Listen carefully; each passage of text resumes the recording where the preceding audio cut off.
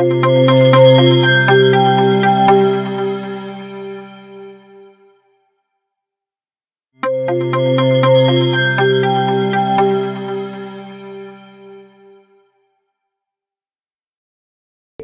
semua, mitra-mitra semua, apa kabarnya? Semoga hari ini hari yang cerah untuk kita semuanya, siap memulai untuk sama-sama kita sharing dan belajar tentang nilam ya, tentang nilam. Barangkali kita mungkin banyak di antara kita yang tidak kenal dengan nilam, tetapi kalau dari produk-produknya nilam atau hasilnya daripada nilam, insya Allah pada tahu. Saya sebutin salah satunya ya, parfum. Nah, ini parfum ini hampir kebanyakan kita menggunakan minyak nilam ini yang digunakan untuk mengikat alkohol supaya bau daripada parfum yang kita gunakan itu tetap melekat agak lama ya, dan baunya tetap, artinya baunya tidak berubah ya. Oke, saya sapa dulu ya teman-teman semua. Apa kabarnya teman-teman semua, mitra-mitra semua? Semoga hari ini dimudahkan, dilancarkan rezekinya. Dan salam agro untuk kita semua. Ya, ini Bu Heni. Apa kabar Bu Heni? Ya, mohon maaf lahir batin nih, saya belum sempat main-main juga ke Makassar karena memang pandemi ya. Kita belum bisa keluar-keluar, tapi mudah-mudahan beberapa waktu yang akan datang kita sudah bisa pertemuan ataupun tatap muka ya, mudah-mudahan ya setelah pandemi, kalau kita sudah diizinkan, prokesnya sudah aman sehingga kita bisa tatap muka kembali, bisa pertemuan-pertemuan kembali. Baik, saya mulai dulu ya teman-teman semua. Ya, Assalamualaikum warahmatullahi wabarakatuh. Apa kabar teman-teman semua? Salam agro di mana saja. Ya, hari ini kita akan sharing, kita akan berbagi mengenai tanaman nilam ya. Bahasa latinnya Pogostemon cablin ya. Di mana ini banyak dibudidayakan pada lahan-lahan yang barangkali agak di pegunungan tetapi tidak terlalu tinggi ya. Karena nanti kita lihat di teknis budidayanya untuk ketinggian yang sesuai tanaman nilam ini. Ya, semoga teman-teman semua, mitra-mitra semua, ya, sahabat-sahabat semua NASA dimanapun Anda berada, semoga dipanjangkan umurnya, semoga dimudahkan rezekinya, ya, dan semoga selalu sehat dan menjaga kesehatannya karena kita masih dalam situasi di dunia yang kurang begitu baik, ya, pandemi COVID ataupun Corona ini, sehingga kita harus menjaga kesehatan dan kita harus menjaga lingkungan kita supaya kita tetap sehat, namun kita tetap bisa bermanfaat untuk siapa saja dan terutama di sekitar kita. Ya. Nah, ini adalah kantor kita PT Natural Nusantara teman-teman semua, di mana kita berada di Jalan Siliwangi nomor 72 ya.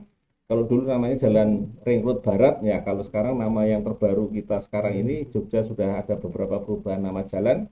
Namanya Jalan Siliwangi nomor 72, Salaan Trihanggo, Gamping, Sleman. Ya, kita berada di lantai 2, ya, di lantai 2 dari sebuah gedung yang ada fotonya ini, ya, di mana ini bisa kita lihat nanti bahwa kita juga sekarang sudah menambah ada tambahan lokasi parkir di bagian sebelah selatannya.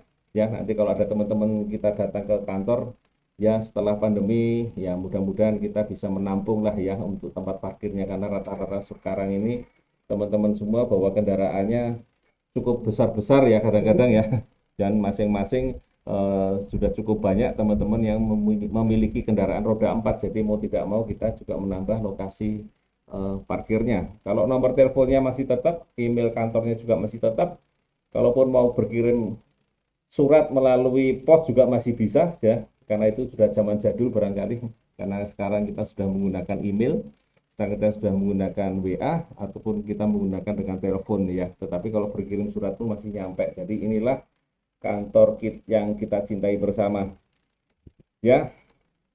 Kemudian ini barangkali ada juga yang belum kenal dengan saya ya, ini adalah nama saya ya, nama saya Adi Nugroho ya, kalau Pak Ardi Nugroho adalah ya salah satu mentor saya juga ya. Kalau ini adalah TS ya, kami adalah TS untuk mengawal produk-produk terutama di tanaman perkebunan, walaupun juga membantu untuk tanaman pertanian, juga di hama penyakit ya. Dan ini adalah latar belakang saya, pernah di perusahaan swasta di Astra Group, kemudian di perusahaan perkebunan ya di BUMN, dan sekarang di PT Natural Nusantara sudah lebih dari 14 tahun. Nah, ini kita memulai tentang nilam ya. Nilam tentu saja yang diambil adalah daunnya ya teman-teman.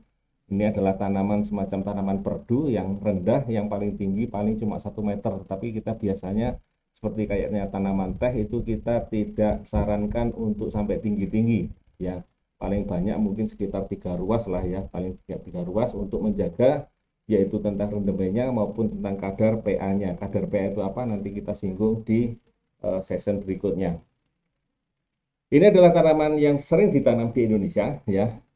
Saya baca yang di bahasa Indonesianya saja. Yang pertama adalah nilam Aceh, yang kedua adalah nilam hutan atau nilam Jawa, yang ketiga adalah nilam sabun. Ini yang paling umum yang ditanam di tanaman ini paling umum ditanam di Indonesia ya. Kalau nilam Aceh ini bentuknya seperti kayak jantung ya daunnya, dan kemudian ini sangat jarang memiliki bunga ya.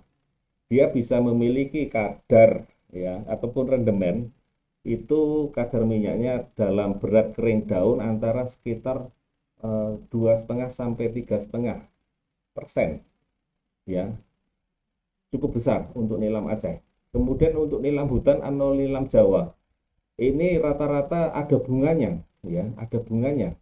Kadar minyak nilamnya yaitu dari daun keringnya adalah 0,5 ya, 0,5 sampai maksimal 1,5 lah ya persen ya dari kadar berat daun kering. Kemudian nilam sabun ini kita lihat di gambarnya seperti itu, tentu saja ada bunganya, tentu saja juga kadar rendemennya kurang lebih sama seperti nilam Jawa yaitu 0,5 sampai 1%, 1,5% ya. Jadi yang tertinggi di sini untuk kadar minyaknya didapatkan dari nilam Aceh. Kemudian minyak nilam, komponen utamanya dari minyak nilam dari yang sekian persen tadi ya 0,5 sampai 3 bahkan sampai 4 ya, itu yang terbesar 60% adalah komponen utama. Yang pertama adalah patchouli alkohol dan norpaculilenol yang gunanya di sini adalah sebagai zat fiktatif ya. Dari kadar minyak tadi komponen utamanya, saya ulang lagi, adalah patchouli alkohol dan norpaculilenol. Itu dua komponen utamanya pada minyak nilam ya. Ini rantai kimianya ada di gambar sebelahnya. Kegunaannya adalah zat fiktatif. Zat fiktatif itu apa? Zat yang digunakan untuk mengikat ya minyak yang lain supaya tidak terbang atau menguap ya. Patchouli alkohol atau PA ya, yang sering disingkat PA pada minyak nilam ini ya mesti tidak akan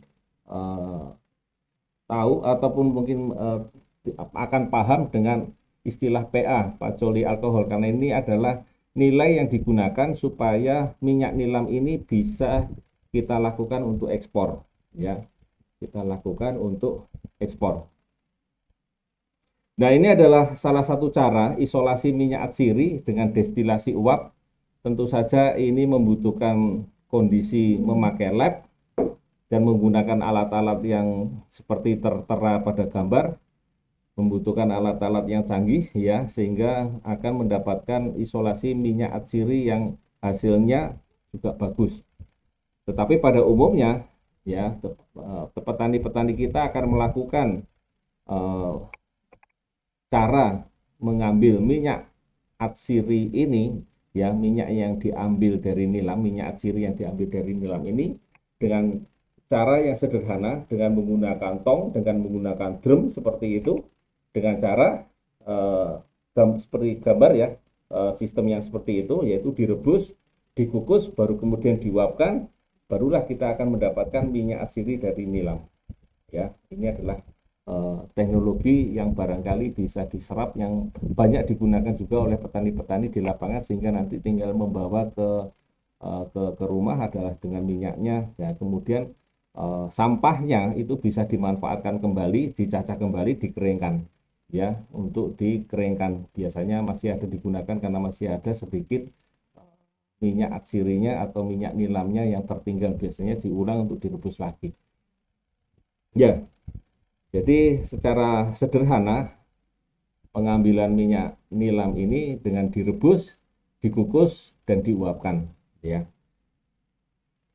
Baik, saya lanjutkan mitra-mitra teman-teman semua ya. Ini adalah produksi ternak kering ya, ternak kering kadar minyak dari 3 varietas unggul nilam, yaitu tadi minyak Aceh tadi. Ini adalah yang tertinggi ya, yang tertinggi, yaitu kadar PA-nya juga tertinggi, yaitu 33,3 ya, tapak tuan ini ya. Sementara kadar minyaknya yang tertinggi di Lok Sumawe ya. Ya, ini adalah kadar patchouli alkohol dengan 3 varietas unggul nilam, yang ini yang juga banyak ditanam beberapa yang ada di Indonesia ya. Nah, mutu minyak itu ditentukan oleh sifat fisika dan kimianya ya teman-teman semua. Maka kadar PA ini menjadi sangat penting, atau kadar patchouli alkohol ini sangat penting, karena ini adalah komponen terbesar daripada minyak ya, kurang lebih sekitar 50-60% daripada minyaknya, dan memberikan bau ya yang khas dari minyak nilam. Kemudian kandungan yang lain yang dibutuhkan adalah norpaciolenol ya. Di sini dibutuhkan kandungan norpaciolenol, yang dimana kadar PA ini untuk ekspor ya minimal 30% ya, minimal 30%. Jadi kalau di bawah dari 30% ya barangkali belum bisa diekspor, karena ini syarat minimumnya untuk ekspor adalah kadar PA-nya. Ya, kadang-kadang kita ditanya alat kadar PA ada Pak? Ada ya, cuman kita belum biasanya dimasukkan ke dalam lab ini biasanya ya. Kemudian kadar PA yang tertinggi, bahwa semakin tinggi kadar PA-nya boleh dikatakan semakin tinggi kualitas minyaknya ya. Karena PA tadi atau patchouli alkohol ini bersifat sebagai bahan pengikat wewangian ya, agar aroma keharumannya bisa bertahan lebih lama. Jadi kalau kita menggunakan minyak wangi yang menggunakan alkohol ya, biasanya kalau sekali semprot, sekarang sekali semprot sekali hilang gitu ya, karena alkoholnya bisa jadi lebih banyak, bisa jadi PA yang digunakan itu sangat sedikit sehingga wanginya segera hilang ya. Kemudian fungsi apa lagi yang digunakan pada minyak nilam ini ya, selain pada parfum yang banyaknya digunakan itu ya, itu sebagai aromaterapi ya, sebagai aromaterapi. Jadi nilam ini baunya memiliki yang khas, ini bisa digunakan sebagai aromaterapi.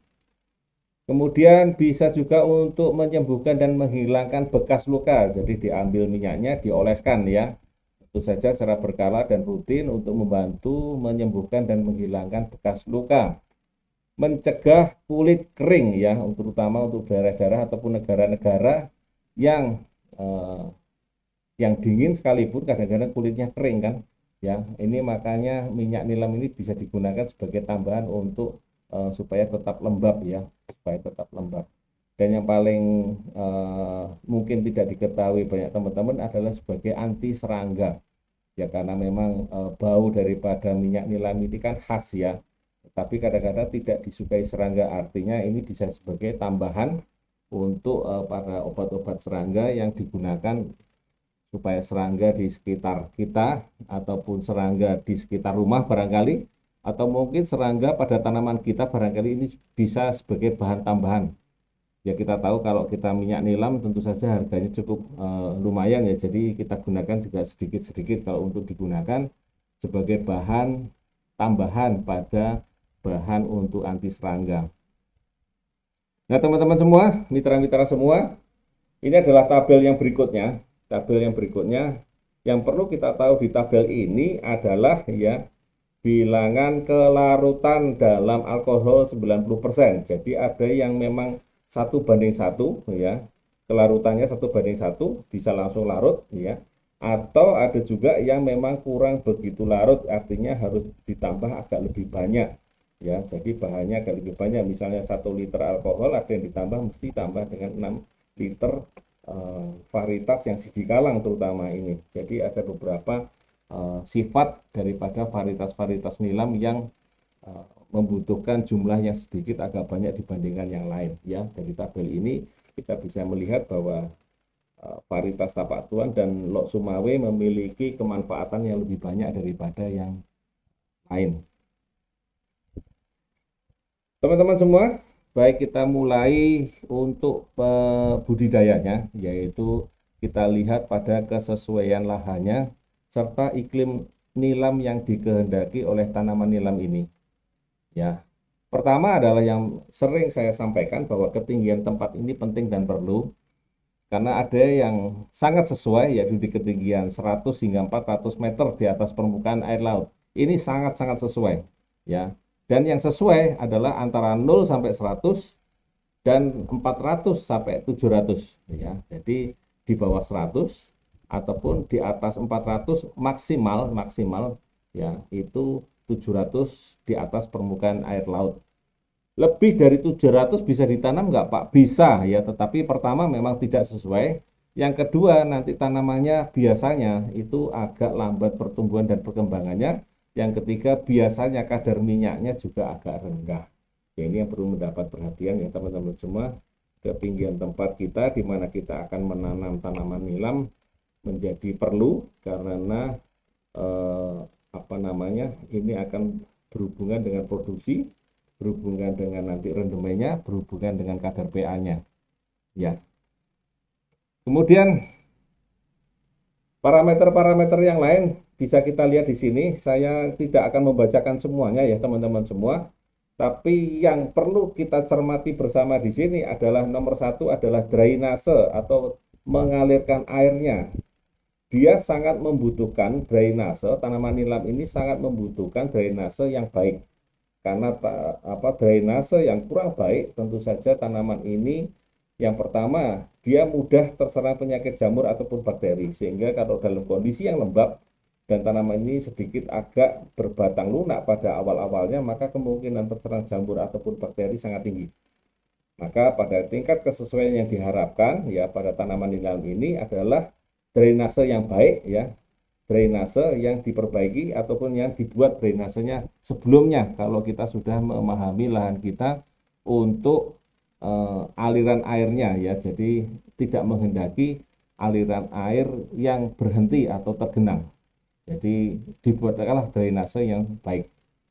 Kemudian yang perlu dipahami lagi adalah ini ada contoh di sini adalah dia suka dengan kedalaman air ya lebih dari 100 meter, artinya gini 100 meter ya 100 senti, kalau di sini kita pakainya adalah senti, maka kedalaman ini 100 meter di bawah dia membutuhkan kondisi yang agak kering ya. Ini agak sesuai di situ. Yang sesuai adalah di sekitar 75 sampai 1000 senti ya. Ya, makin mendekati tanaman itu airnya dengan kedalaman air terlalu dekat dengan air, maka kurang begitu baik atau kurang sesuai. Dan tanaman nilam ini di bawahnya adalah tentang pH atau keasaman tanah. Ini bisa kita lihat adalah dia bisa sedikit agak asam ya, artinya angka 5 pun masih bisa ya. Tetapi saya sarankan untuk kondisi yang seperti ini karena tanaman nilam ini rentan terhadap jamur dan bakteri, di mana jamur dan bakteri ini sangat suka dengan kondisi pH yang rendah. Maka sebaiknya kita sarankan untuk pH-nya ya paling bagus ya 6-7 lah, atau yang sesuai ya itu kita gunakan di situ. Jadi kalau mungkin terlalu rendah ya khawatir kita adalah jamur dan bakterinya yang nanti akan banyak menyerang pada tanaman kita. Ya, untuk yang lainnya kita bisa dibaca ya, nanti kita bagikan pada teman-teman semua di Facebook ini ya, di grup Facebook ini nanti kita PDF-nya kita kirimkan di sini. Kemudian ini adalah iklim yang dihendaki. Saya rasa sama apa namanya wajar ya, wajar, hanya dia sangat sesuai pada bulan basah. Ini mirip seperti tanaman sawit, bulan basahnya agak menghendaki bulan-bulan yang agak basah. Jadi antara 10 sampai 11 bulan ini bulannya basah atau ada hujan. Yang ini mirip dengan daerah-daerah di yang disukai oleh tanaman sawit. Ya. Oke, teman-teman semua. Itu tadi adalah tentang iklimnya, tentang kondisi yang diharapkan oleh tanaman nilam. Sekarang kita ke budidayanya ya. Sekarang kita ke budidayanya ya. Saya perhatikan untuk poin yang penting ini adalah 5 ini dulu ya, 5, yaitu tentang bibit dan pembibitan, tanam dan penanaman, pemeliharaannya, hama penyakitnya, dan kemudian panen. Saya lanjutkan untuk nilam ini. Pertama tentang bibit dan pembibitan ya. Untuk bibit kita bisa melakukan, yaitu kita memilih tanaman induknya yang di atas 6 bulan ya, paling bagus antara 6 sampai 12 bulan. Itu yang sudah berkayu tetapi tidak terlalu tua ya, tidak terlalu tua. Diameter yang diharapkan untuk stek ini adalah 0,3 sampai 0,5 cm. Sedangkan ukuran steknya di atas 30 cm ya panjangnya, dan paling pendek ya 15 sampai 20 cm. Ya, ini yang paling umum yang untuk digunakan untuk memilih stek bibitnya. Ya. Kemudian ini yang diambil dari pucuk, maka yang diambil dari pucuk rata-rata sekitar 3 ruas, maka bagian pucuknya, daun yang paling pucuk tidak dibuang ya, tapi bagian bawahnya mesti kita buang. Sementara kalau kita menggunakan dengan batang, stek batang, maka semuanya diambil, dan ruas yang diambil bisa 2 sampai 3 ya, bisa 2 sampai 3 ruas yang diambil. Ya, karena minimal ukuran steknya itu rata-rata 2 sampai 3 supaya peluang untuk tumbuh dan jumlah tunasnya akan bisa jauh lebih besar. Jadi rata-rata teman-teman petani nilam ini kalau menggunakan bibit antara 2 sampai 3 ruas. Kemudian fisik steknya itu segar, sehat ya, tanpa kekurangan hara atau kahat hara, bebas dari serangan hama dan penyakit, dan telah mengayu tetapi tidak tua ya, telah mengayu tapi tidak tua. Jadi masih ada sedikit warna hijau-hijaunya walau ada sebagian warna coklatnya. Ya, kemudian stek ini bisa diambil dari mana saja, terutama dari batang, dari cabang primer dan cabang sekunder. Tidak disarankan untuk cabang di atas sekunder atau yang tersier dan seterusnya. Jadi cukup dari batang utama, kemudian dari cabangnya primer, kemudian dari cabang yang sekunder. Dari 3 ini saja. Dan nanti setelah kita hitung, biasanya kita akan mengharapkan kebutuhan stek itu sekitar 40 sampai 50 ribu stek per hektar ya, atau kurang lebih sekitar kalau beratnya antara 1,5 sampai 2 ton ya, 2 ton per hektarnya ya. Nah, itu dari stek. Maka bisa juga kita menggunakan dengan teknologi yang terbaru ya. Mungkin kita agak repot sedikit di sini karena kita menggunakan dengan kultur jaringan. Jadi bahan ini bisa dimasukkan dengan kultur jaringan, dipakai dengan kultur jaringan. Memang lebih mudah, tetapi kita harus memiliki lab sendiri ya, atau mungkin beli di mereka-mereka yang sudah ada membuat kultur jaringan daripada nilam. Jadi ada beberapa daerah yang barangkali memiliki apa namanya, mengkultur jaringan kan ya bibit-bibit nilam ini. Nah teman-teman semua, tadi kita cerita tentang bibit ya, kita ingin mendapatkan bibit, maka tadi kita sudah ceritakan bibit itu sendiri ya, asalnya bibit itu sendiri.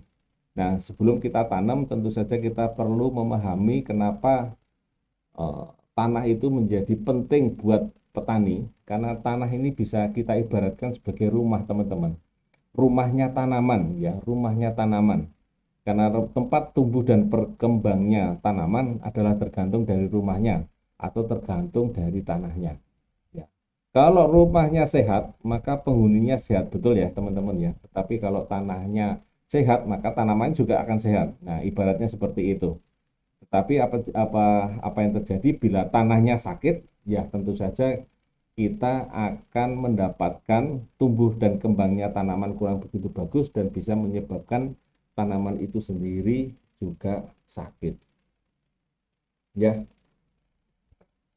Nah, kemudian teman-teman semua, setelah kita memilih bibit yang akan kita tanam, tentu saja kita akan menanam ini mau di bedengan atau di polybag. Kalau ini adalah caranya di bedengan, yaitu kita semai dulu. Ya, lahan persemaian itu harus gembur dan subur dan serta datar. Ini penting ya teman-teman. Untuk lahan persemaian sebaiknya datar, ya sebaiknya datar. Kalaupun nanti ada yang kurang datar, maka pada bagian-bagian yang paling rendahan drainasenya mohon diperhatikan karena tanaman ini dari awal saya sampaikan kurang suka dengan lahan yang airnya tergenang, ya, yang airnya tergenang. Kemudian karena ini adalah persemaian, maka mau tidak mau akan selalu menyiram, ya, selalu menyiram karena kebutuhan air menjadi sangat penting pada tanaman yang masih muda atau yang masih baru saja dipindahkan atau mungkin baru saja ditanam. Ya, ini menjadi penting, maka harus dekat dengan namanya sumber air atau mata air. Kemudian bedengan ini bisa kita bikin ya lebarnya 80 sampai 20 cm. Tingginya bisa 20 sampai 30 cm ya, panjangnya tergantung kondisi. Kemudian ukuran tanah dan pasirnya bisa 2:1. Ya, bagian atasnya bisa diberi dengan granul dan glio dicampurkan dulu ya, baru kemudian kita biarkan ya. Kemudian kita kita siapkan lahan tadi untuk kita tanam. Namun sebelum saya ceritakan lahan tadi, perlu kita ketahui bersama ada yang namanya tanaman nilam ini sangat rentan terhadap penyakit buldog atau penyakit kusta ya. Kalau orang bilang buldog ataupun kusta. Penyakit yang disebabkan oleh ini bakteri ini selalu menyerang pada tanaman-tanaman yang masih muda ya. Penyakit ini akan menyerang pada tanaman yang masih muda melalui tanaman yang terinfeksi, melalui tanaman yang sakit, melalui tanaman nilam yang mati karena terinfeksi. Ya, ini atau mungkin jaringan tanaman yang sakit, jadi bisa daun, batang, akar yang tertinggal di dalam tanah.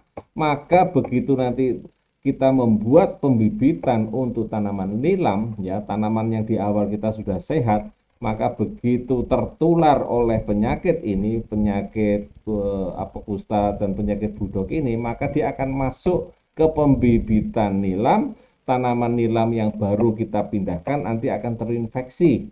Dan begitu seterusnya. Kenapa kok tanaman saya tiba-tiba mati? Kenapa kok tanaman saya tiba-tiba sudah terserang penyakit buldog ataupun penyakit kusta ini? Ya, karena mulainya dari sejak pembibitan, ya.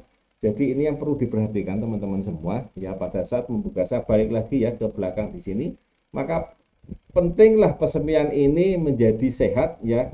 Perlulah yang namanya supernasa ataupun glio yang kita gunakan, tambahkanlah dengan glio ya, tambahkanlah dengan glio. Pak, ini sekarang sudah ada korin, tambah dengan korin boleh nggak? Boleh ya, lebih baik ya. Karena ini untuk menjaga supaya penyakit buldog ataupun penyakit kusta itu tidak menyerang, karena biasanya akan menyerang pada tanaman yang masih muda. Ya, baik, saya lanjutkan teman-teman semua. Disarankan adalah menanam stek bibit ini dilakukan pada waktu sore hari dengan kondisi agak miring 40 derajat ya teman-teman ya. Dengan jarak tanaman kurang lebih sekitar 10:10 ya. 10:10 dan penyiraman serta penyiramannya mesti dilakukan ya melihat kondisi. Kalau penyiangan berarti tergantung gulmanya, kalau penyiraman tergantung basah dan keringnya. Jadi ini harus selalu diperhatikan ya. Karena ini bibit yang masih baru, tentu saja membutuhkan kondisi yang cocok untuk tanaman yang baru ditanam. Kemudian setelah 2 minggu atau 3 minggu biasanya akan tumbuh tunas-tunas yang muda. Dan tunas ini akan tumbuh lebih cepat daripada akarnya. Jadi tunasnya biasanya lebih cepat daripada akarnya.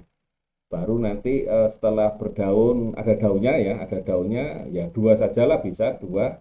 Karena 3 ke atas itu biasanya sudah kita agak pindahkan ya. Jadi berdaun 1 atau 2 bisa kita tambahkan semprot nasa dan harmonik yang sedikit aja, 2:1 per tangki ya.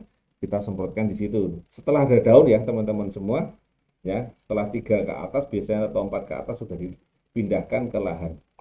Nah biasanya setelah 1 bulan atau 4 minggu, 4 minggu sampai 5 minggu, tunas dan akarnya sudah siap untuk dipindahkan ya.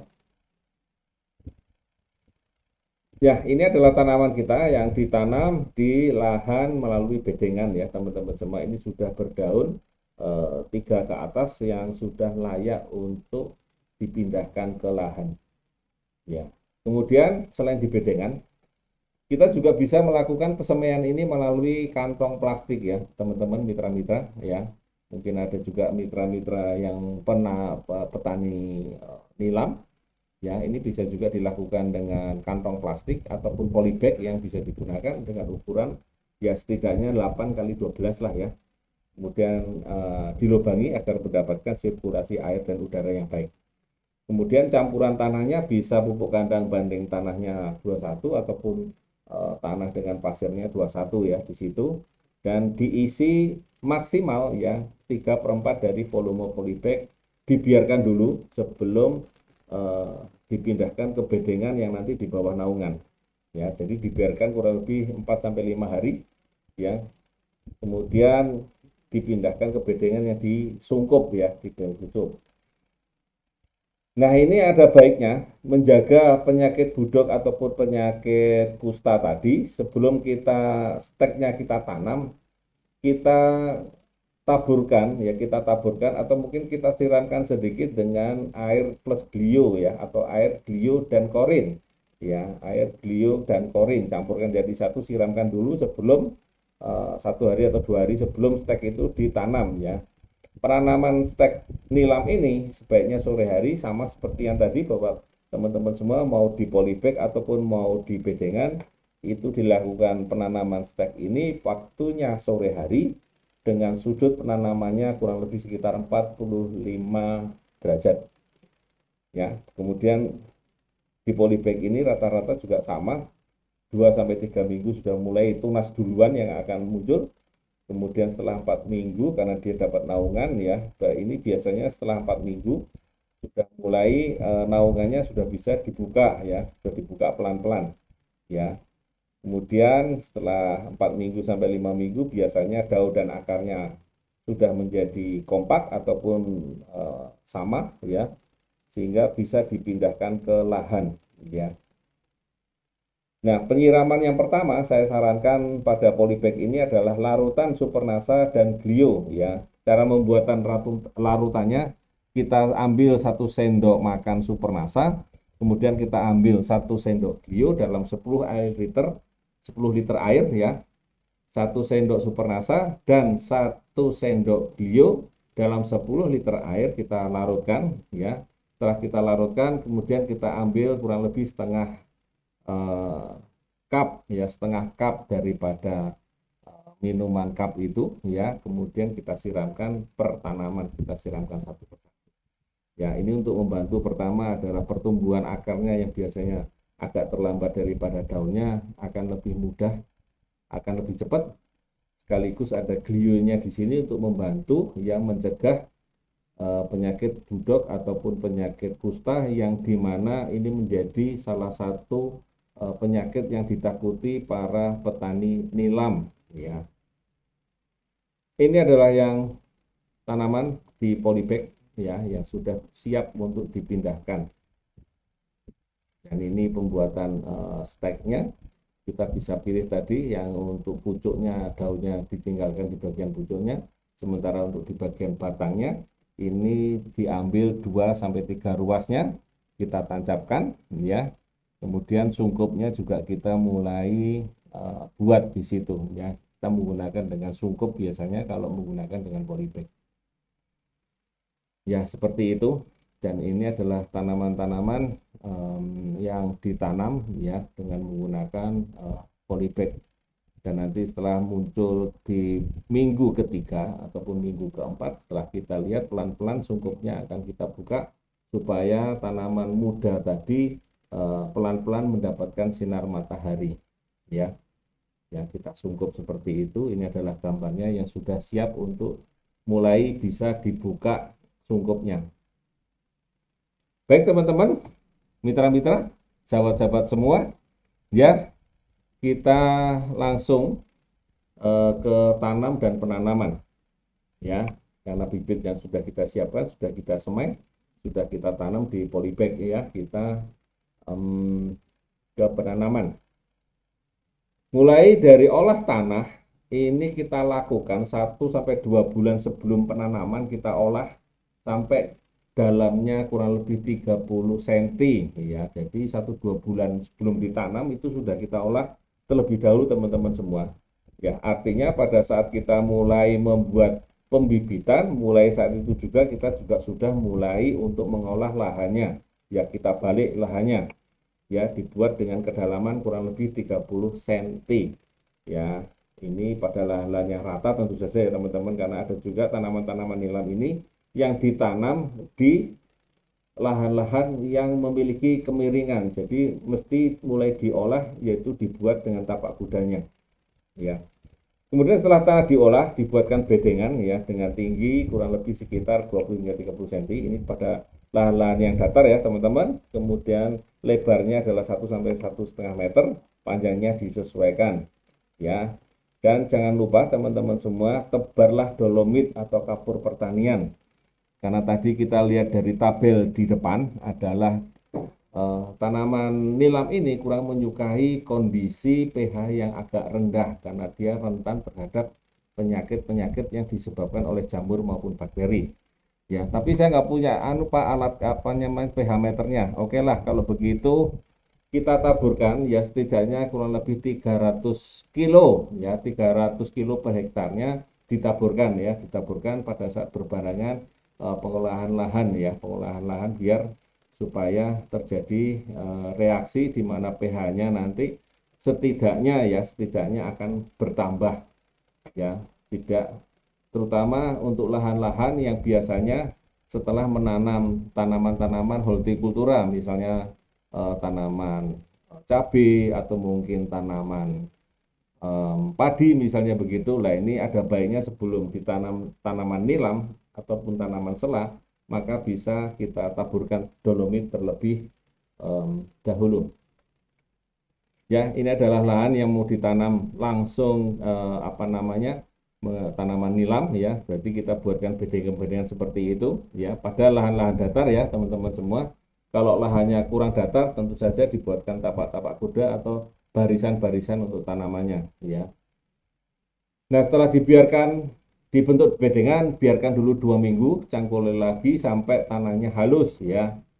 Nah, baru kemudian disiram dengan supernasa, ya, kurang lebih 6-9 kilo per hektarnya, ya, ataupun dengan menggunakan granul 5-7 sak, ya, per hektar. Nah, ini bisa ditambahkan pada saat penyiraman supernasa ataupun menebar granul ini bisa langsung ditambahkan, dicampurkan dengan glio atau mungkin bisa ditebarkan sendiri-sendiri. Tapi kalau kita ingin menghemat tenaga, bisa dicampurkan, ya, waktu penyiraman supernasa atau disiram bedengannya saja itu supernasa campur dengan glio jauh lebih baik, ya, dari awal.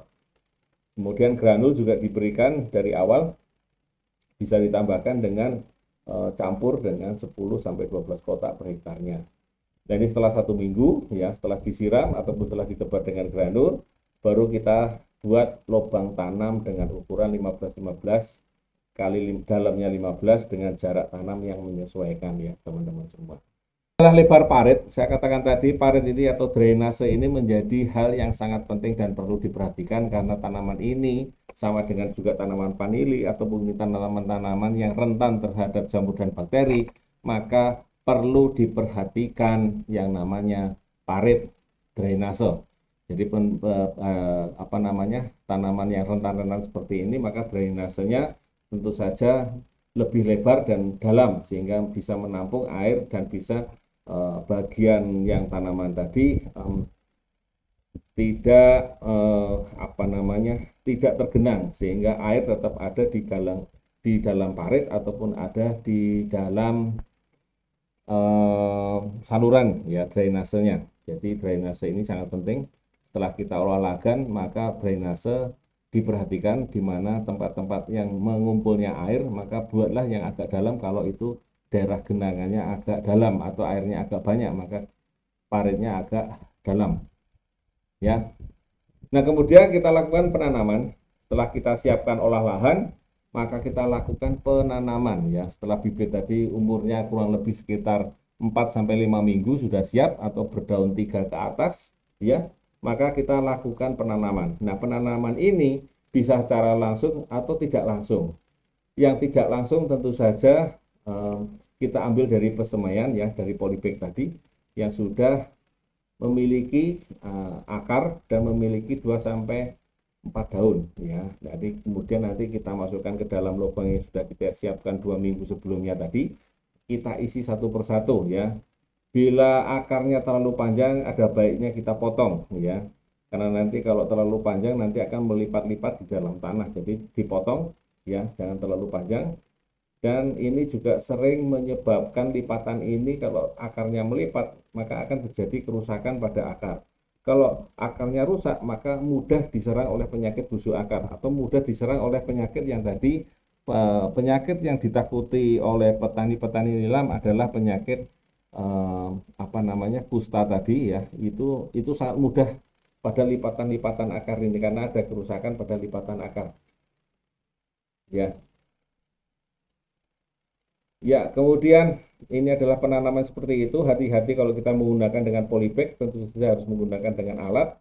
Ya, jangan langsung di apa namanya, gedruk-gedruk dengan kasar ya, tetapi kita bisa menggunakan dengan pisau yang tajam atau dengan menggunakan gunting agar tanahnya tidak rusak pada bagian tanah polybag itu. Jadi kita hati-hati sekali supaya akar di dalam tanah itu tidak terlalu pecah ya, tidak terlalu pecah supaya tanamannya tetap terjaga dan berkembang dengan baik ya. Nah, ini tadi adalah tanaman yang ditanam. Ini pada tanaman ini adalah tanaman lahan datar di mana air tidak menjadi kendala, malah justru malah berlebih, sehingga yang diperhatikan adalah drainasenya. Tetapi pada lahan-lahan yang miring seperti ini, maka ada baiknya ya pada saat olah lahan tadi dibuatkan terlebih dahulu yaitu tapak kudanya ya, tapak kudanya. Jadi penanaman nanti ini seperti pada tanaman-tanaman lereng, yaitu kita tanam mepet dengan pinggir tanahnya. Jadi bukan pada bagian luarnya tapi pada bagian dalamnya, termasuk nanti pada pemupukannya ya teman-teman semua. Jadi ini mepet pada tapak kudanya perlu dibuat terlebih dahulu atau dari awal. Jadi kalau dibuat langsung ditanam, maka dikhawatirkan tanamannya tidak mampu untuk bertahan karena terjadi longsoran karena air hujan atau mungkin apa namanya, longsoran dari atasnya sehingga tidak mampu untuk bertahan. Tapi kalau dibuatkan tapak kuda, sang tanaman tadi bisa terikat ya, akarnya tadi ada tempat untuk tambatan sehingga tidak terlalu mudah untuk jatuh ataupun terlalu mudah untuk longsor ya. Baik, saya lanjutkan lagi. Kalau tadi adalah penanaman yang tidak langsung, ini adalah penanaman yang tidak yang langsung. Yang tadi adalah tidak langsung, yang ini adalah langsung.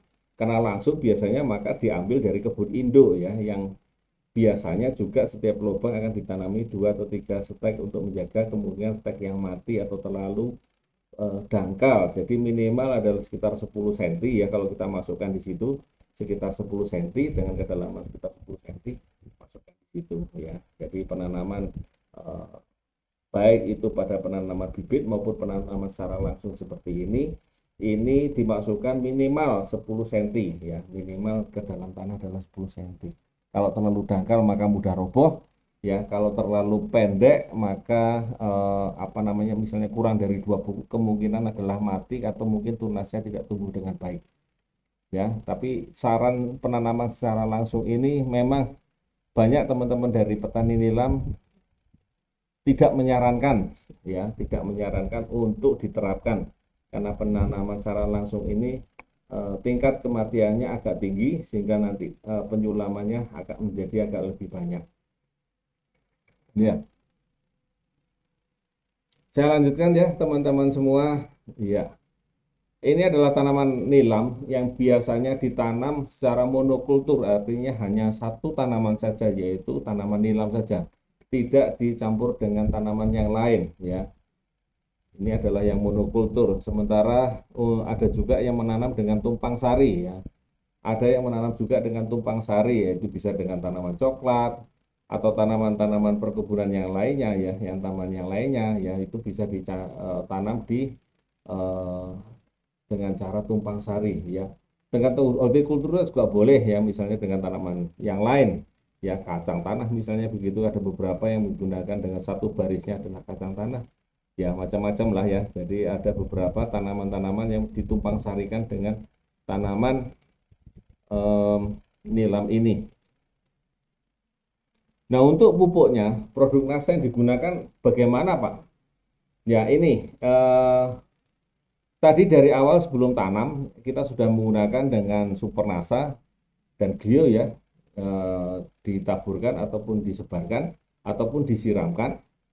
Nah, kemudian pada bulan pertama, ya, pada bulan pertama itu kita semprot, ya, dengan POC NASA maupun hormon, atau bisa juga dengan menggunakan Green Star, atau juga bisa dengan menggunakan BSA, biang subur alami, ya.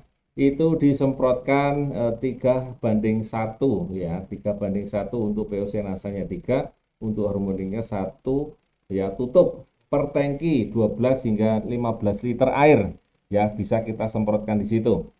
Ya, penggunaan Glio, BVR ataupun Korin ini kondisional, ya, teman-teman semua. Kalaupun itu mau dicampurkan, misalnya Glio sudah ada gejala 1-2 tanaman yang sudah terserang penyakit dengan kusta tadi atau budok tadi, maka bisa disemprotkan. Tapi jangan lupa untuk Glio ini disaring terlebih dahulu, ya, disaring terlebih dahulu. Baru kemudian kita campurkan dengan air, ya, ampasnya kita masukkan ke dalam lahan aja, kita lemparkan ke dalam lahan, ke tanaman aja. Air yang sisa daripada saringan tadi kita campur dengan air, kita ratakan dulu, baru kita masukkan, kita campurkan dengan POC NASA dan hormonik ataupun dengan BSA, kita semprotkan, ya. Pada bulan kedua bisa kita semprotkan dengan dosis yang bisa kita tambah, yaitu 4:2. Kemudian bulan ketiga itu bisa kita tambah lagi POC NASA sama hormonnya 5:2, karena tanamannya makin banyak daunnya dan makin membesar. Nah, kemudian biasanya di bulan keempat ini biasanya kita panen, karena biasanya panen itu adalah pertama adalah 6 bulan pertama, baru nanti setelah berikutnya adalah panen 4 bulan sekali, ya, 4 bulan sekali, ya. Jadi dosis yang bulan ketiga, keempat, dan kelima adalah sama, ya. Baru kemudian panen. Nah, pada saat habis panen, maka masukkan lagi, ya, Super NASA ataupun granulnya diberikan, ya, kurang lebih antara 6 sampai 9 kilo atau 5 sampai 7 sak, ya. Kemudian glionya, BVR-nya dan korinya ini kondisional, ya, teman-teman semua. Kita lihat kalau kita kondisinya akan hujan, sering hujan dan sebagainya, ya, ataupun kondisi pH tanahnya agak rendah, maka Glio diberikanlah agak sering, ya. Kemudian kalau biasanya akan memasuki musim kemarau, ya, biasanya ada hamanya, maka BVR ini juga bisa menjadi salah satu pencegahan terhadap hama, ya. Glio, Korin, BVR ini teman-teman semua bisa dicampur menjadi satu, ya. Khusus untuk Glio kalau mau disemprotkan, mohon untuk dilarutkan terlebih dahulu, baru kemudian disaring, ya. Air saringannya baru disemprotkan ke lahan, ya. Seperti itu. Ya, saya lanjutkan teman-teman semua. Ini adalah pupuk makronya, ya, pupuk makronya yang digunakan nanti bisa dilihat, ya, teman-teman semua. Ya, bulan pertama, kedua, dan ketiga, dan untuk bulan keempat dan kelima masih sama, baru kemudian bulan keenam biasanya panen, ya, panen berarti nggak dipupuk, ya, gitu. Nah, kita lanjutkan ke pemeliharaan. Jadi setelah kita lihat tadi bibitnya, caranya, ya, kemudian pupuknya, ya, kemudian kita pemeliharaan. Biasanya kalau ada penyulaman, maka kita lakukan penyulaman itu setelah 2 minggu. Jadi kita lihat setelah 2 minggu, adakah tanaman yang barangkali bahasa Jawanya itu modot, nggak mau keluar tunasnya, karena yang duluan kan tunasnya, ya, daripada akarnya. Apakah tidak ada perubahan? Kalau tidak ada perubahan, maka segeralah ganti ataupun sulam. Ya. Kemudian pemeliharaannya berikutnya adalah tentang penyiaman. Biasanya setelah 2 bulan, 3 bulan dengan ketinggian sekitar 20 cm atau 30 cm, maka dia punya cabang. Cabang ini ya radiusnya adalah 20 cm. Ya, kalau untuk tanaman jadi ini sudah mulai dikurangi ya, dikurangi. Namanya penyangan selain dengan gulmanya, tapi juga cabang yang bertingkat dengan radius yang lebih dari 20 cm ini harus kita potong. Kemudian pemangkasan ini jangan terlalu rapat ya, pada tanaman-tanaman yang jaraknya terlalu dekat ya, kurang dari 15 cm itu rata-rata tanamannya akan rapat. Kalau terlalu rapat maka perlu penjarangan kalau bisa. Kalaupun tidak di penjarangan maka lakukanlah pemangkasan. Pemangkasan ini dilakukan pada cabang-cabang yang 3 ke atas. Jadi kita hanya mengambil cabang yang ketiga. Lewat dari 3 yang tingkat 3. Tingkat yang keempat kita potong karena nanti akan terlalu rimbun dan nanti kadarnya rendemennya akan turun, pH-nya akan turun. Jadi jangan terlalu rimbun ya teman-teman semua. Kemudian yang perlu diperhatikan lagi pada saat pemeliharaan adalah nanti setelah panen, maka pendangiran, pemberian tanah, menaikkan tanah dan dipupuk lagi itu menjadi hal yang penting. Ya, dibumbun lagi itu menjadi hal yang penting. Jadi setelah panen ya seperti halnya pada tanaman teh juga kan ya teman-teman, cuman jarang dilakukan pada teh karena untuk biasanya pendangiran ini agak jarang, tetapi untuk tanaman nilam ya perlu didangir supaya aerasi oksigennya di dalam tanah menjadi bagus, ditambah tanahnya, dinaikkan tanahnya supaya nanti akarnya tidak nongol ya, tidak nongol atau tidak keluar, sehingga nanti penyerapan pupuknya akan menjadi lebih baik. Kalau penyerapan pupuknya baik maka daunnya rendemennya akan meningkat, pH-nya juga akan meningkat. Ya, ini perlu. Saya lanjutkan dulu ya teman-teman. Ini loh baru tentang HPT teman-teman semua. Ya, tentang HPT. Ya. Hama penyakit tanaman. Ya, sekarang kita lihat hamanya dulu lah. Paling sering, paling dijumpai adalah penyakit tungau-tungau ini ya. Tungau-tungau ini yang paling menyebalkan ya. Hampir semua tanaman-tanaman hortikultura juga ada. Jadi kalau kita menanam berdampingan dengan tanaman hortikultura yang mudah terserang penyakit tungau ya. Paling sederhana misal gini, kita nanam tanaman singkong ya, singkong. Ya, singkong ini kita tahu bahwa ini tanaman yang paling sering dan mudah terserang tungau. Tetapi kita bersebelahan dengan tanaman nilam, kita sebelahan dengan tanaman cabai misalnya begitu. Tanaman yang terserang pada tanaman jagung yang terserang tungau jarang sekali disemprot. Sementara tanaman nilam yang memiliki nilai ekonomi yang agak lebih tinggi, tanaman cabai yang memiliki agak tinggi, ini ada tungau yang maka mau tidak mau harus kita semprot atau kita hindarkan dari penyakit tungau ini, utamanya tungau merah nih yang agak berbahaya pada tanaman nilam. Ya, tungau merah yang agak berbahaya ini, maka rutinlah menggunakan ataupun semprotlah dengan BVR 1 sendok makan per tangki 12-15 liter ya. Itu kita semprotkan di situ ya secara berkala. Kalau tingkat serangannya cukup banyak ya itu maka kita ke semprotnya agak lebih sering ya, bisa 3 atau 5 hari sekali ya. Apalagi untuk mencegah itu kan mencegah lebih baik ya, maka semprotkanlah dari awal. Jadi jangan menunggu tokonya itu ada ya, jangan menunggu hamanya itu ada, tapi semprotlah dulu ya. Ya sesekali lah semprotnya dulu BVR ini ya supaya hamanya tidak menyerang tanaman kita. Kadang-kadang kita menunggu hamanya dulu ya teman-teman semua. Jadi sayang sekali nanti kalau sudah terlalu banyak maka kita akan kerepotan. Maka mencegah lebih baik daripada mengobati. Jadi cegahlah terlebih dahulu. Itu akan mengirit biaya teman-teman. Mitra-mitra. Ya. Tungau merah ya ini yang pertama. Ini yang sering menyerang pada tanaman masih muda ya, masih muda ataupun daun-daun muda pada tanaman nilam. Berikutnya ini adalah belalang ya, belalang tentu saja ini juga sering mengganggu tanaman kita. Maka dari awal semprotlah BVR, Beveria bassiana ini untuk mencegah baik tungau maupun belalang ini tidak memakan, hinggap ataupun merusak tanaman kita ya. Tadi tentang hama tadi yang pertama adalah tentang tungau merah yang ini sangat cukup mengganggu tanaman nilam. Yang berikutnya adalah belalang. Ini ya namanya belalang juga sangat mengganggu karena dia memakan daunnya ya teman-teman semua. Oke, kemudian ini adalah apa nih ya, kriket atau pemakan yang biasanya makannya di akar ini ya, di akar ini. Pakai BVR bisa, tetapi itu disemprotkan di bagian paling bawah ya, paling bawah ya. Syukur sampai kena apa namanya hamanya, karena ini kayak gangsir begitu kan ya kalau bahasa Jawanya. Ya, itu disemprotkan di bagian bukan tanamannya tetapi di bagian dekat dengan batang bawah dan perakaran ya, disemprotkan di situ supaya nanti BVR ini berkembang dan apa namanya mencari sendiri musuh alaminya, karena ini adalah juga musuh alami daripada BVR. Kemudian ada alat ulat penggulung daun, ini juga merugikan secara ekonomi karena dia juga makan daun. Jadi semprotkanlah BVR dari sejak awal ya, dari sejak awal mulai berdaun 3 itu NASA, hormonik sama BVR. Ini akan membantu untuk mengurangi serangan daripada penggulung daun dan penyakit hama-hama yang lain ya teman-teman semua. Oke, kemudian ini yang juga menjadi penyakit yang apa namanya ya, sangat juga ditakuti sepertinya budok tadi, karena ini nggak kelihatan ya, utamanya juga pada tanaman-tanaman kentang misalnya begitu, ini juga sangat ditakuti ya.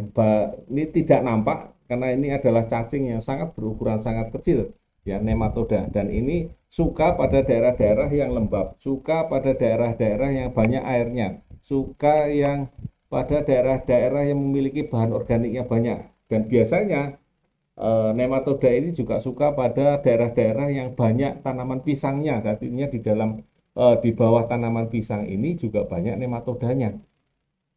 Ya, jadi kalau kita menanam nilam ini agak ada baiknya supaya tidak terlalu dekat dengan tanaman pisang, karena tanaman pisang rata-rata banyak memiliki di bagian bawahnya kan selalu basah, maka ada kemungkinan nematoda ini tinggal dan bersarang di dekat tanaman pisang tetapi tidak menyerang tanaman pisangnya.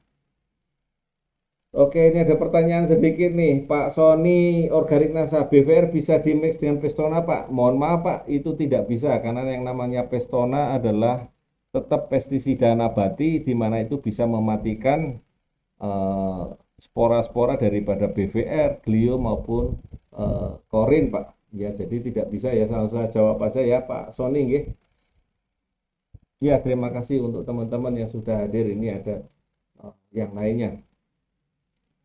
Saya lanjutkan teman-teman semua. Ini nematoda bisanya pakai apa? Kalau kita masih memiliki apa namanya pestona, nah ini kita semprotkan di bagian dasar ini ya, sebelum ditanam dengan tanaman nilam. Ada baiknya juga disemprot dengan pestona. Ini sangat membantu ya. Kurang lebih sekitar 7 hingga 10 tutup per tangkinya dengan pestona. Maka mudah-mudahan nematoda ini bisa tidak berkembang biak ya, anti cacing ya. Sayang sekali Pestona lagi close order ya, jadi kita tunggu mudah-mudahan segera muncul ataupun segera hadir kembali Pestona yang mungkin kita harapkan untuk petani-petani supaya nematoda ini bisa teratasi dengan baik, ataupun untuk yang hama-hama yang lain. Ya, ini adalah nematoda ya. Ciri yang terserang nematoda adalah bagian akarnya akan seperti kayak kutil-kutil seperti ini. Ya, ini adalah tadi dia masuknya ke dalam akar, kemudian jadi pembengkakan akar atau abses ya. Dan ini menyebabkan penyerapan unsur hara atau pupuknya menjadi terhambat, otomatis tanaman tumbuh kembang tanamannya menjadi berkurang ya. Nah, ini adalah di bagian dalam tanaman, ini adalah cacing-cacingnya yang berada di dalam akar yang masuk dan menyebabkan pembengkakan pada sel-sel yang ditempati oleh nematoda tadi. Dan ini pada kenampakan di luarnya adalah tanamannya rata-rata mengering atau kecil, ataupun tanamannya tidak hijau ya, tetapi rata-rata ada serangan apa agak kurang begitu sehat gitu ya, karena tidak hijau tadi ya. Oke. Lalu bagaimana Pak untuk yang tidak belum ada Pestona? Kita bisa membantu dengan menanam tanaman-tanaman di sekitarnya yang diperkirakan banyak terhadap nematoda ini, maka kita tanam namanya tagetes atau dan kenikir ya. Jadi kalau misalnya ada tanaman pisangnya tetapi di dekatnya kita pengen tanami nilam atau tanaman yang lainnya, maka tanamilah pembatasnya itu tadi adalah tanaman kenikir ini membantu untuk nematodanya tidak menyeberang ke tanaman yang kita budidayakan yang memiliki nilai ekonomi yang tinggi. Ya, tanaman-tanaman yang sinar kuning tadi juga membantu, termasuk untuk hamanya. Ini sebagai tanaman supaya hamanya akan mendatangi bunga-bunga yang berwarna kuning ini, ya. Termasuk pada nematoda tadi, dia akan menyerang pada tanaman ini, tetapi tanaman utama kita yang kita budidayakan akan selamat, ya. Oke, seperti itu ya teman-teman semua. Kemudian tentang penyakit teman-teman semua, ya, ini tentang penyakit. Ya, saya oke. Ini tadi yang saya ceritakan, penyakit kusta atau budok ini yang mulai dari awal dia akan menyerang dari awal pembibitan karena dia disebabkan oleh penyakit ini nih. Nah, ini penyebabnya. Syzytrium pogostemonis, ya. Syncytrium, ya, Syncytrium. Dia akan menginfeksi tanaman yang terinfeksi, akan masuk ke tanaman yang sehat, melalui tanaman nilam yang sakit masuk ke pembibitan yang sehat, masuk nilam yang mati, ya bagian tanaman apa saja nih, bisa daun, bisa batang, bisa akar, masuk ke pembibitan sehingga akan menyebabkan pembibitan nilam tadi yang sehat, semula sehat, maka nanti akan terinfeksi dengan penyakit kusta atau budok ini, ya. Jadi bisa dari mana saja, mulai dari tanaman nilam yang terinfeksi, bagian tanaman yang sakit, bagian tanaman yang mati, atau jaringan tanaman yang sudah mati dan terdegradasi masuk ke pembibitan, maka tanaman yang pembibitan yang sehat akan terinfeksi, termasuk tanaman yang sudah besar, ya, yang sudah besar. Nah, ini budok ini adalah penyakit yang ditakuti oleh petani nilam. Ini adalah penyakit kusta atau budok yang sangat ditakuti oleh petani nilam, ya. Ini adalah polanya, ya, si Syncytrium tadi, Syncytrium. Mulai dari tanaman yang terinfeksi, tanaman yang sakit, tanaman yang mati, ya, nilam yang sudah mati sekalipun, atau jaringan tanaman nilam yang masih ada, maka dia bisa masuk ke pembibitan nilam, atau tanaman yang nilam yang sehat, maka bisa terinfeksi. Dan artinya nanti akan berkembang jauh lagi, ya. Penyakit budok ini, penyakit kusta ini, ya, ini sifatnya adalah obligat parasit. Artinya itu hanya tumbuh dan berkembang pada jaringan tanaman yang hidup. Jadi tidak bisa dia nempel ataupun hidup pada tanaman yang sudah mati. Tanaman ataupun benda-benda mati itu nggak bisa. Jadi dia hanya bisa hidup pada jaringan yang masih hidup, ya. Nah, ini kemudian dia akan menyerang, ya. Ini akan kutil ini mengindikasikan atau memberikan informasi adalah adanya jumlah sel yang bertambah cukup banyak atau hiperplasia, dan ukuran selnya menjadi lebih besar atau hipertrofi, sehingga itu menjadi kayak kutil, ya. Ya, reaksinya yang dikeluarkan oleh reaksi akibat Syncytrium ini itu adalah kutil tadi yang selama infeksi tadi, maka menyebabkan jumlah selnya bertambah, ukuran selnya membesar. Itulah yang kutil tadi, ya. Nah, ini adalah penyakit kuning atau penyakit merah, ya. Ini penyakit kuning ataupun daun merah. Mirip seperti penyakit yang kena nematoda tetapi kalau kita lihat di akarnya nanti tidak terjadi kayak pembesaran atau kutil-kutil di bagian akar, ya. Kemudian ini adalah penyakit layu bakteri, tentu saja disebabkan oleh bakteri, ya. Kita lihat di bagian akarnya ada gejala-gejala yang terinfeksi oleh bakteri, dan kalau itu kita tekan ada massa bakteri yang seperti putih susu dan baunya sangat menyengat. Nah, ini biasanya cukup banyak, ya. Baunya cukup kurang lebih cukup bau, maksud saya. Ya, ini adalah gejala penyakit layu bakteri di mana ini menyebabkan kerusakan pada bagian akar yang menyebabkan pertumbuhan dan perkembangan daripada tanaman berkurang. Dan akar ini kalau kita tekan ada massa bakteri yang warnanya putih susu. Jadi udah warnanya putih susu dan biasanya baunya juga menyengat. Nah, teman-teman kadang-kadang mungkin bingung, Pak ini kena jamur atau kena bakteri Pak ya? Coba ambil bagian tanaman yang terserang penyakit jamur atau bakteri tadi. Ambil bagian yang tengah-tengahnya itu ada kemungkinan masanya. Ya, bisa massa bakteri ataupun massa jamurnya. Nah, kemudian kita ambil gelas yang transparan, bisa gelas plastik, bisa gelas kaca. Bagusnya sih gelas kaca ya. Mudah-mudahan bisa terlihat seperti itu. Nah, kemudian kita potong bagian yang diperkirakan sakit oleh jamur ataupun bakteri tadi. Kita tahan kurang lebih sekitar 10 sampai 15 menit. Nah, nanti akan kita lihat apakah akan ada titik-titik seperti turun ke bawah ataukah seperti yang terlihat seperti itu ya, seperti kayak massa seperti itu. Misalnya kita lihat kayak apa namanya gambar tapi sedikit agak buram begitu ya, atau mungkin kalau kita lihat sirup leci misalnya itu atau gula itu kan seperti ada kayak gambar garis-garis begitu. Kalau itu titik-titik spora, maka kemungkinan besar adalah jamur ya. Tetapi kalau itu adalah massa seperti kayak gula tadi atau sirup leci yang kayak bergaris-garis itu atau mungkin seperti ini kayak hujan tetapi kayak nerawang begitu, maka itu kemungkinan adalah bakteri ya. Nah, itu adalah jamur ataupun bakteri untuk membedakannya dengan cara sidik cepat seperti ini ya.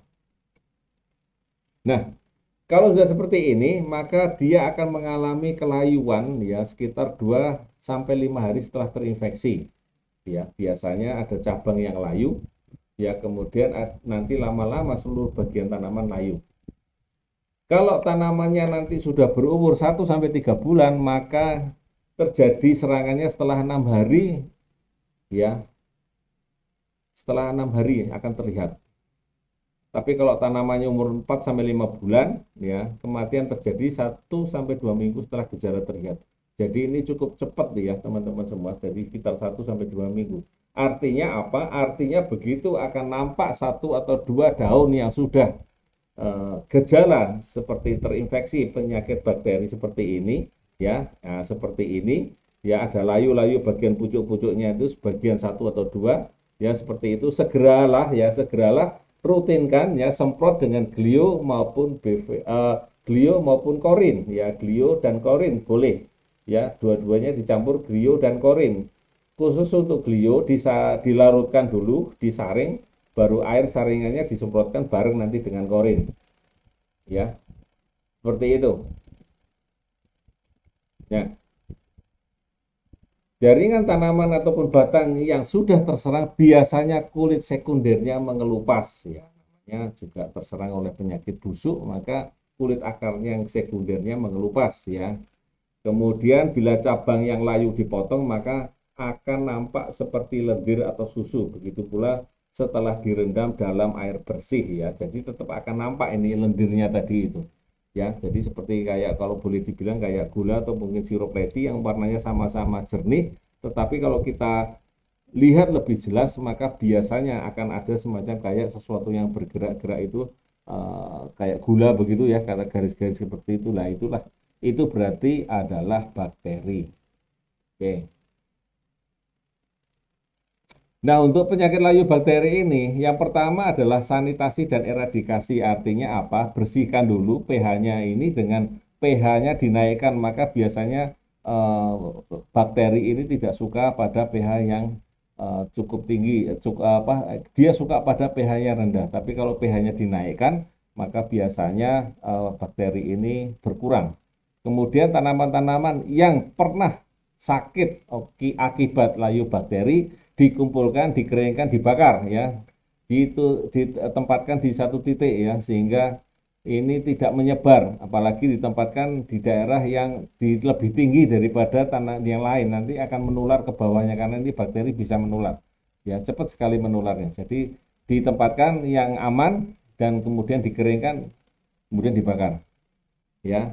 Kemudian yang sudah kena, ya makanya lahannya sudah terkena, makanya cabut akarnya dan bakar ya, kemudian tanam dengan tanaman-tanaman yang lain seperti padi ataupun jagung ya. Kemudian drainasenya ini tolong diperhatikan lagi karena ini juga membantu drainase yang kurang baik membantu apa namanya penyakit layu bakteri ini berkembang menjadi lebih banyak ya.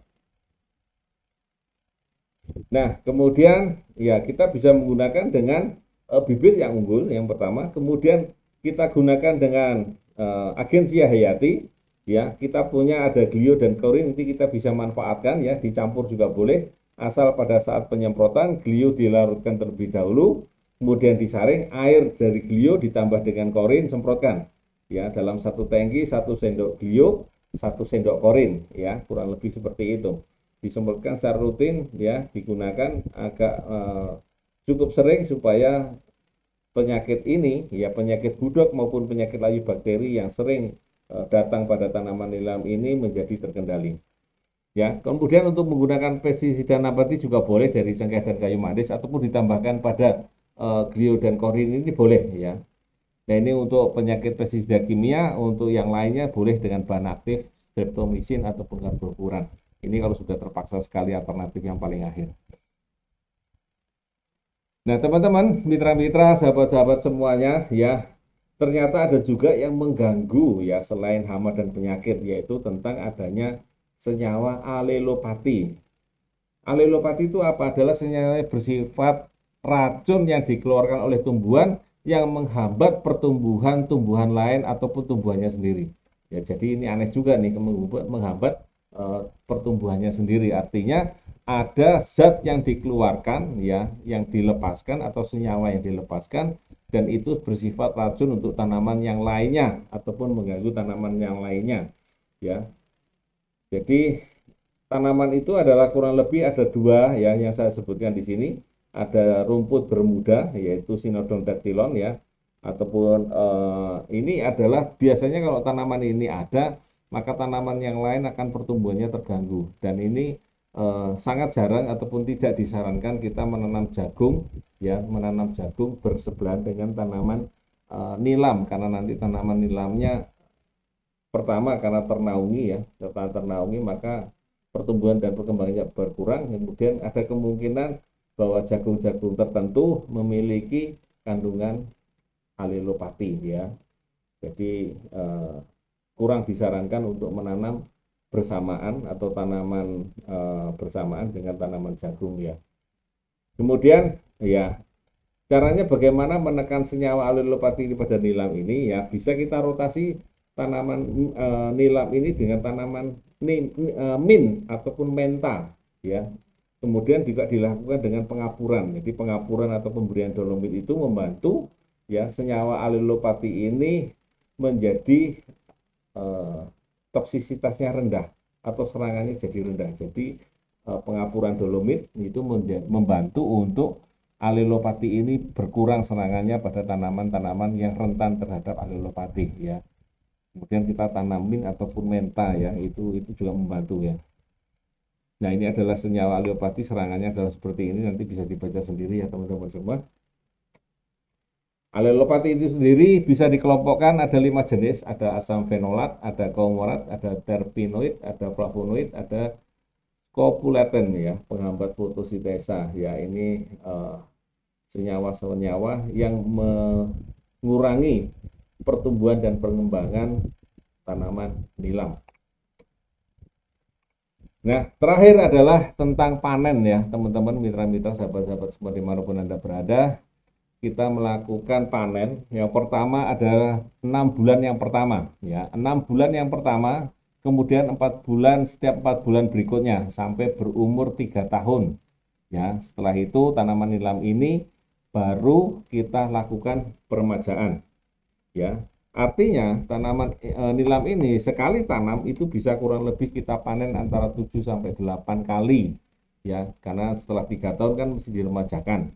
Nah, setelah 3 tahun atau mungkin setelah kita panen sampai 8 kali, maka disarankan tanaman nilam mesti diremajakan ya, karena biasanya tanaman itu sudah terlalu tinggi ya, biasanya di atas 1 meter, maka disarankan maksimal sekitar 80-an cm ya, kurang lebih maksimal.